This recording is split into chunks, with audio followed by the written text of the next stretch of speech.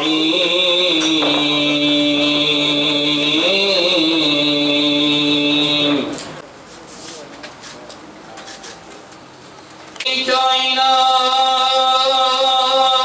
kainat Hazreti Fahri Alem Muhammed Mustafa salavat her şey azanide Allah her gizemte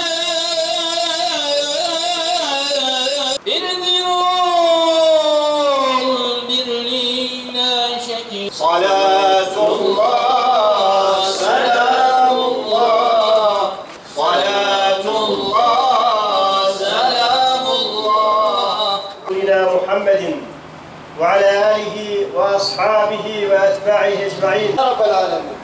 Ya Rabbi, birlik beraberliğimize, kardeşliğimize sana yalvarıyoruz. Dualarımızı kabul eyle.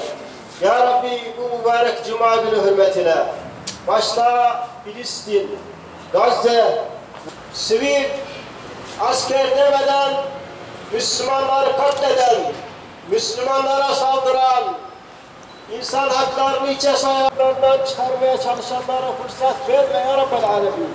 Ya Rabbi, şehitlerimizin şehadatlarını kabul eyle.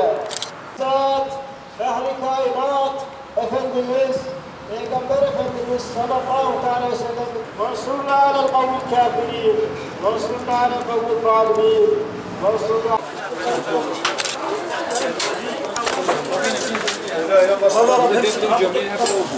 Basınımız, kıymetli Şırnak Sivil Toplum Örgütü başkanlarımız, bugünkü Şırnak Şehri Nuh platformu olarak icra ettiğimiz programımızda Şırnak Filistin İnsanlık Nöbeti Çadırımızda Gazze'li şehitlerimiz için Mevlid-i Şerif programı düzenledik. Öncelikle Gazze'de şehit olanlarımıza rahmet diliyoruz. Yaralılarımıza acil şifalar diliyoruz. Şırnak Şehri Nuh platformu bileşenleri olarak Gazze'li çocuklarımıza, bebeklerimize, kadınlarımıza uygulanan şiddeti tekrar buradan lanetliyoruz. İsrail terörünü lanetliyoruz. Biz bugün burada Şırnak Sivil Toplum Örgütleri olarak Gazze'de şehit düşen ailelerimizin, çocuklarımızın, kadınlarımızın adına bir Mevlid-i Şerif programı icra ettik. Allah hepinizden kabul eylesin. Cenab-ı Hak şehadetlerini kabul buyursun.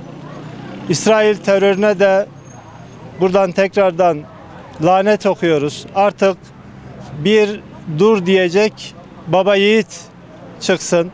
Artık sözün bittiği yerdeyiz. Bıçak kemiğe dayanmış durumda. Bugün Şifa Hastanesi'ni sabah saatlerinde bombaladılar. Yine onlarca çocuk, masum kadın, siviller katledildi. Artık seyirci kalınmasın.